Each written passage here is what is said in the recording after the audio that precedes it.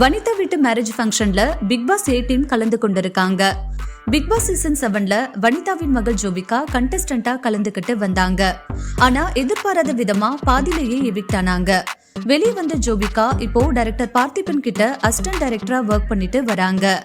Big pass வீட்டுக்குள்ள இருக்கிற வரைக்கும் கண்டஸ்டன்ட் எல்லாம் A டீம் B டீம்னு பிரிஞ்சிருந்தாங்க. நிகழ்ச்சி முடிஞ்சு வெளியே வந்த பிறகும் இதே பிரிவினை இப்ப வரைக்கும் தொடர்ந்து வருது.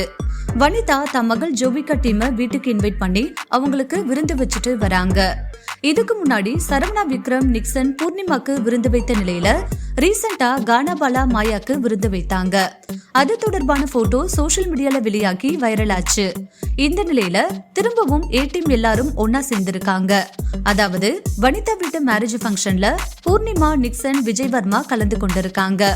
எல்லாரும் ஒன்னா சேர்ந்து உட்கார்ந்து சாப்பிடும் போட்டோவை வனிதா தன்னுடைய சோசியல் மீடியா பேஜ்ல ஷேர் பண்ணி ஃபேமிலி வெட்டிங்